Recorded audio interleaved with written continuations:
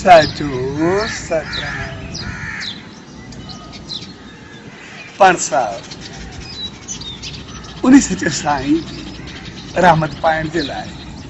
सनन दावन में आई ऐं सचे साईं जी रहमत सदाई ईअं ई रहंदी आहे जीअं अॼु पाण सां प्यार भरे बहुत रमणी मोहब्बत ऊर्जा शक्ति ज्ञान समझ ज्ञान रहमत भरे माहौल में उनकी दावन में वेठी जीअं ही उनजे आस्थान ख़ूबसूरत माहौल ॾाढी सुठो गाॾी जिते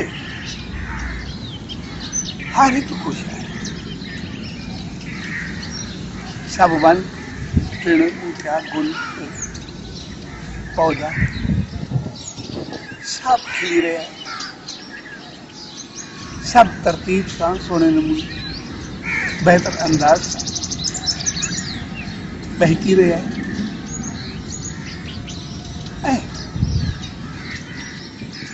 उन्हें से कर कि धरती में बहकी रही हर तरफ हरियाली हर तरफ खुशी नंढा पौधा नंढी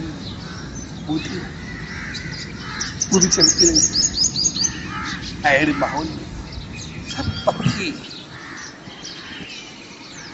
उन्हनि जा ख़ूबसूरत बोल उहे बि उते वेही करे उन सचे साईं खे ध्याए रहे ऐं वरी सभु मिली करे जेकी अचनि था जेतिरा उन सचे साईं जी रहमतुनि खे पाए रहिया आहिनि ही सॼो माहौल उनखे अञा बि वधीक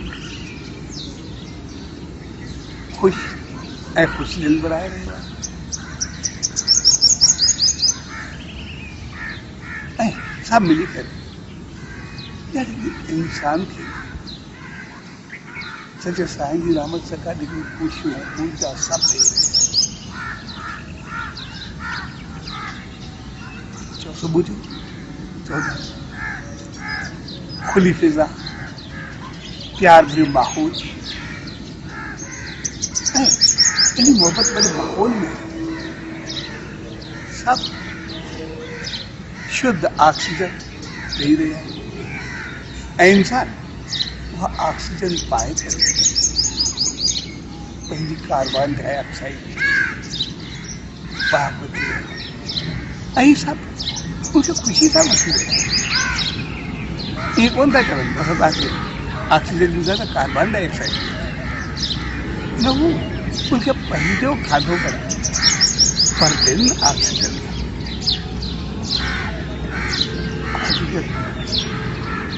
इहो नज़ारो इहो अंदाज़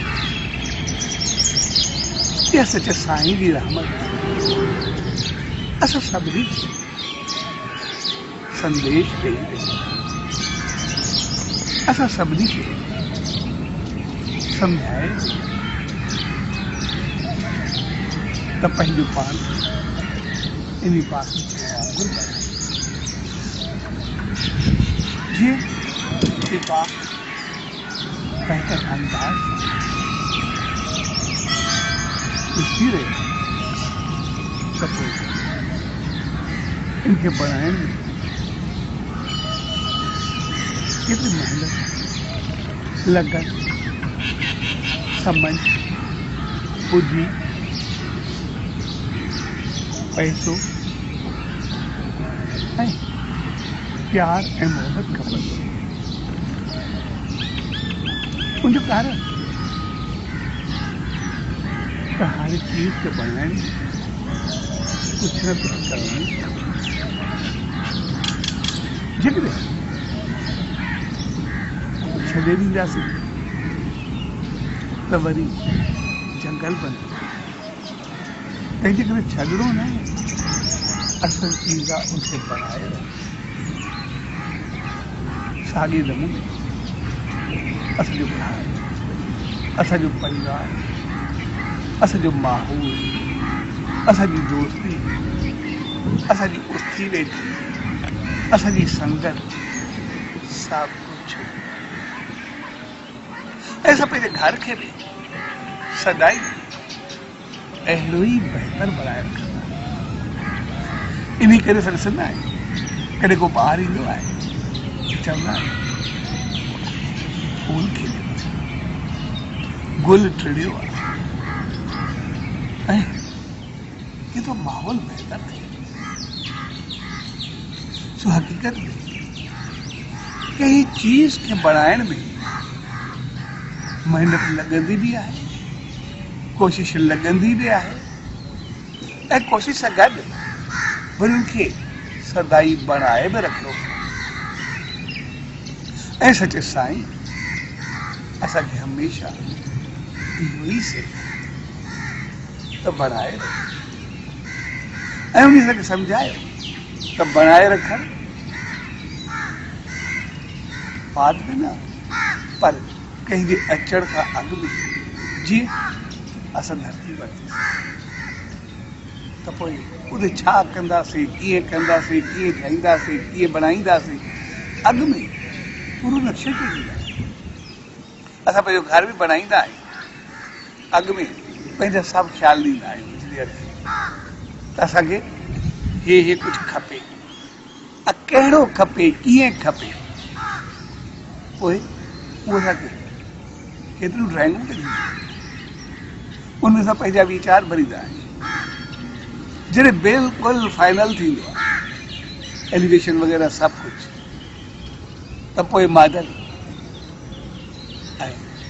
जॾहिं मादल पसंदि ईंदो आहे, घर ठही वेंदो आहे, त पोइ बि उनखे वरी हलाइण जे लाइ थोरो थोरो हलंदो आहे।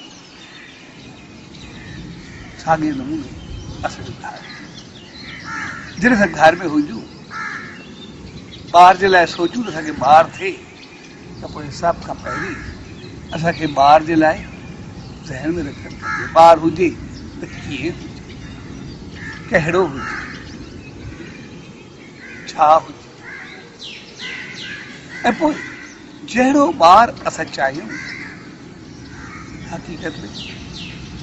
तहिड़ी असांखे सोच, हालत, वीचार ऐं ख़्याल रखणा पवंदा। जेकॾहिं असां उहो माहौल पैदा कंदासीं त पोइ इहो संसार माउ ऐं पीउ जा जीन्स उहे ॿार ते असरअंदाज थींदा। जेकी उन्हनि जी सोच ऐं हालत हूंदी, ऐं पोइ उन जा जेके अमल हूंदा, उहे अंदर ई अंदर ॿार असांजे वठंदो, ऐं पोइ असां उनखे ओढ़ो पाईंदासीं। छाकाणि असां आमतौर ॾिसंदासीं, जेकॾहिं असां हिते वेठा आहियूं, हिते भक्ति हले, कोई शख़्स बाजो, कोई ढुकड़ वॼे, असां अगरि उनखे ॾिसंदासीं, अगरि उहो बाजे, ढुकड़ या कुझु बि वॼाइण जे सिखण खां अॻु में उनखे पहिरियों ॿार हू, ऐं वरी पोइ उहो बाजो ढुकड़ सिखियो हूंदो, वरी हिते भक्ति कई हूंदी, सचे साईं जा गीत ॻाया हूंदा, ऐं ॿियो ॿार उनखे पोइ थियो। त जेको पहिरियों ॿार आहे उनखे बाजे ढुकड़ सिखण में थोरी तकलीफ़ महसूस थी, पर जेको पोयों ॿार हूंदो उहो तमामु जल्दी सिखंदो,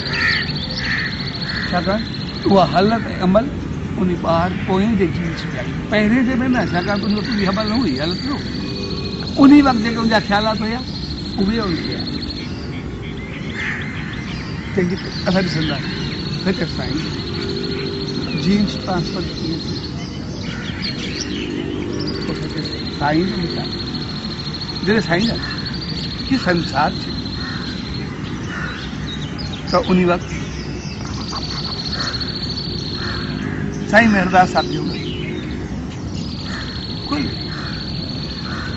2 साल ऐं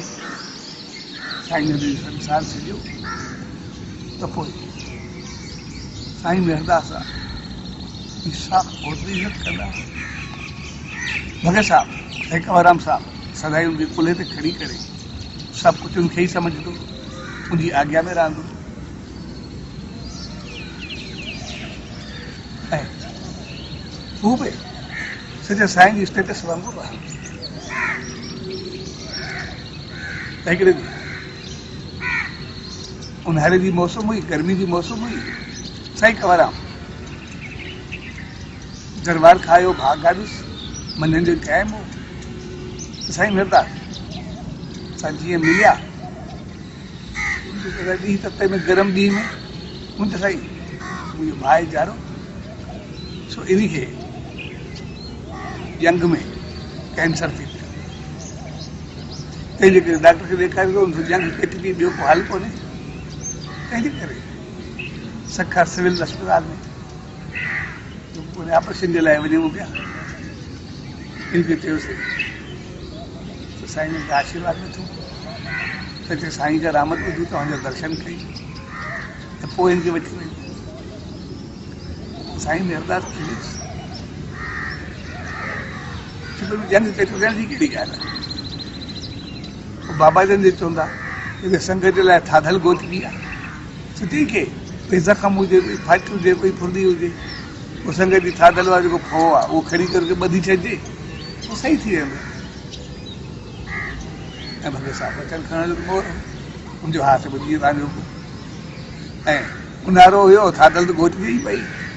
जेको फो खणी करे ॿधी करे मथो कपिड़ो ॿधी छॾियूंसि ऐं तव्हां कुझु ॾींहंनि में जो पोइ ज़ख़्म या कैंसर त पंहिंजी जॻह ते पर उहो निशान ते करे स्वास्थ्य करे हाणे ॿी 18 साल जे ॿार 2 साल जे ॿार उहा कहिड़ी तपस्या कई हूंदी, कहिड़ा योग कया हूंदा, छा कयो हूंदो, असां सभु सम्झी सघूं। हक़ीक़त में उहे सभु मुंहिंजे पिता जा जीन्स जेके उनखे वरसे में ऐं उन शक्ति पंहिंजो कमु करे ॾेखारी, तंहिंजे करे उहो असर थियो। साॻे नमूने हिकिड़े राजा जी कहाणी, राजा जे घर में प्रेगनेंसी हुई, हिकिड़ी धोबीड़ हुई, उनखे बि प्रेगनेंसी कुदरतन कान थी, हू त ईंदी रही। हिकिड़े ॾींहुं धोबीड़ जेका उनखे नर्सरी दाई उनखे चई त तक़रीबन ॾींहं गॾु गॾु आहिनि, त जंहिं वक़्तु राजा जे घर डिलीवरी थिए उनजो मुंहिंजी बि कराए, उनजो छो चए पोइ सिर्फ़ु ॿार बदिलाए छॾिजांइ, उनजो मूंखे ॾेई छॾिजांइ, मुंहिंजो उनखे ॾेई छॾिजांइ। उनजो मां ईअं छो कयां, चए छा आहे असां पीढ़ियुनि खां वठी वियो ग़रीब मिसकीन ॾुखड़ी थिया आहियूं, कोई ॿार राजा जो वञी थींदो, कोई सुख माणींदो, राजा थींदो, ख़ुशि त रहंदो। उनजो पोइ राजा जो ॿार चई पीढ़ी जो सुख ॾिसंदा आया, हिकु दफ़ो दुख ॾिठो कहिड़ो फ़र्क़ु पवंदो आहे। ऐं नर्स जे चकर में अची वई, जंहिं ॾींहुं राजा जे घर डिलीवरी उन धोबीड़ जी बि कराई, कुदरत ॿिन्ही खे पुरते आया ऐं हुन बदिलाए छॾियो। वक़्तु गुज़रंदो रहियो, राजा जो ॿारु जीअं वॾो थियो उथक बैठक विहण जी छो चादर जेको अचे खणी करे टाड़ टाड़ घर में लॻाई छॾियो। सभई परेशान, राजा पाण परेशान हूंदो, ॿियो राजा थी अॻिते संभालींदो कीअं, वॾो थी करे कीअं थींदो। पोइ जेको सामान अचे कंहिंखे पाणी में, कंहिंखे कुझु, कंहिंखे छा कयो। ऐं कुदरत हिकिड़े ॾींहुं घर राजा ॾाढो मायूस त राणी पुछियोसि छा ॻाल्हि, चए न बसि अॼु मां आहियूं पिए रस्ते खां, रस्ते सां ॾिठो कुझु छोकिरा रांदि खेॾी रहिया ऐं हू खेॾंदे खेॾंदे पाण में कुझु पाण में विड़ी पिया, कुझु छोकिरा होॾे कुझु होॾे थी, त जीअं विढ़ण जो माहौल आहे, हिकिड़ो छोकिरो विच में निकिरी आयो, मुंहिंजो बीहो छा आहे गॾु पढ़ंदो चए, मां तव्हांजो फ़ैसिलो थो कयां। ऐं हिकु मिटी जो ढिबो हो, उनजे मथां वरी 4 सिरा रखे पाण जंग जंग ते जंग जारी करी करे वेही रहियो बादशाह बणजी करे। ऐं हिकु धुर खे होॾो वियां हिकु होॾो वियां ॻाल्हियूं ॿुधे। ॻाल्हियूं ॿुधण खां बाद ॿार थी करे हक़ीक़त में फ़ैसिलो त एॾो ज़बरदस्त कयो दिमाग़ में लॻे पियो मां वारे छोरे जो छा थींदो जेको राजा थींदो, अॻिते कीअं थींदो। उहो बि न हिकु ईअं आम छोकिरो ॼण राजा वेठो आहे हुते पाण ऐं फ़ैसिलो बि अहिड़ो कयो। मां चई राज मुंहिंजो छा थींदो।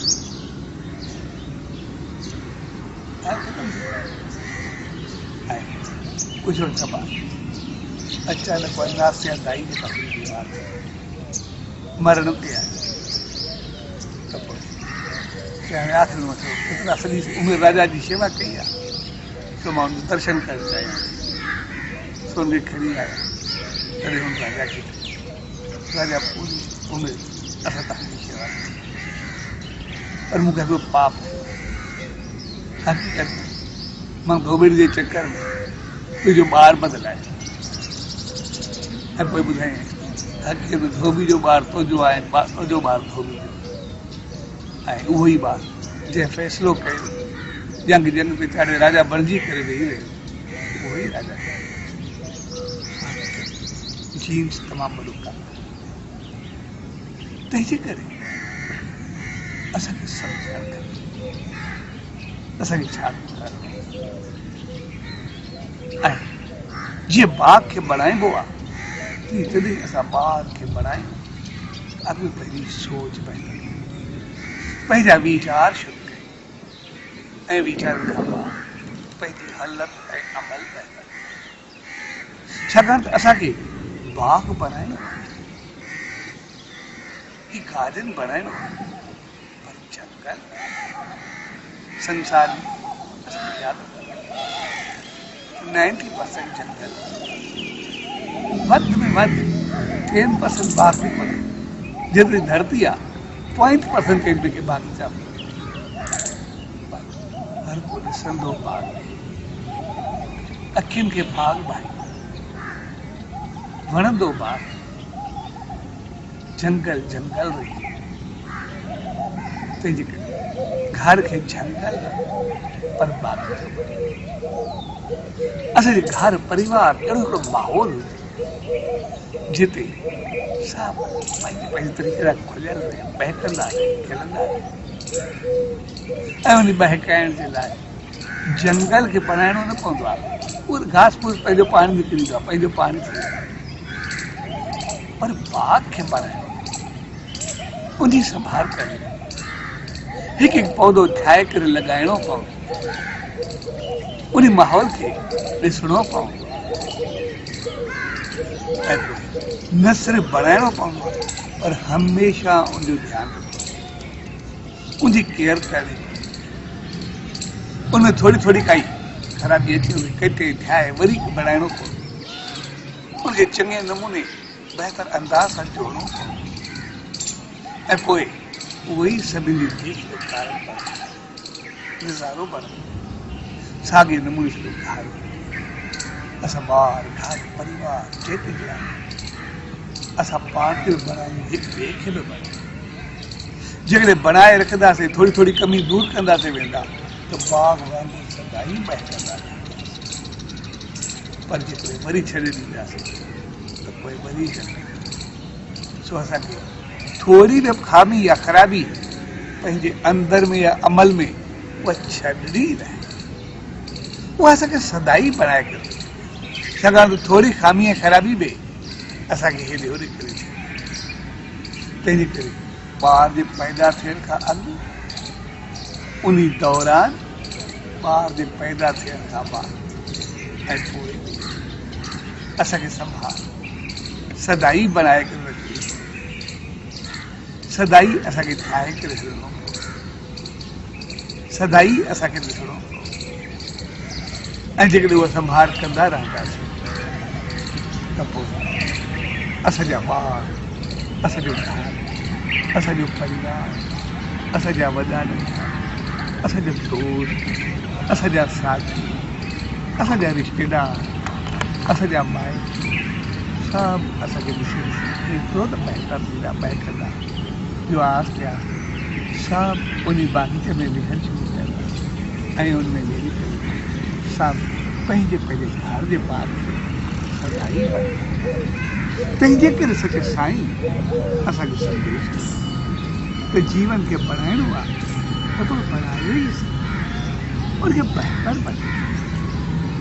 ऐं उन संदेश खे हमेशह जे लाफानी बढ़ाइण जे लाइ उन सचे साईं जे जीवन खे जॾहिं अंजा भाई ताराचंद ऐं तीरथ पंहिंजे पंहिंजे घर में उन मालिक खे यादि करे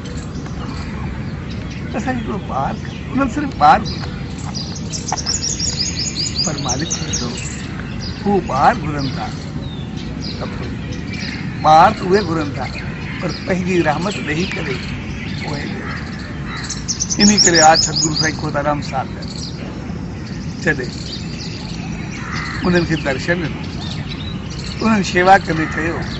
साईं असांखे हिकु औलाद खपे ॾाढो घुमियाऊं किथे हिकु ॿार तॾहिं साईं खोताराम साहिब खे मालिक तव्हां हिकु न पर ॿधी चइसि असां हिकु लाइ सिखूं था हिकु ई काफ़ी आहे ठीकु आहे हाणे थींदा ॿ हिकिड़ो असांजो हिकिड़ो तव्हां पहिरियों असांखे ॾिजो ॿियो तव्हां वटि ठीकु वक़्त खां ॿार उन्हनि खे ॿ जुड़वा ॿार ऐं जेको आशीर्वाद सां पहिरियों ॿार ॼाए उहो साईं कंवरराम साहिब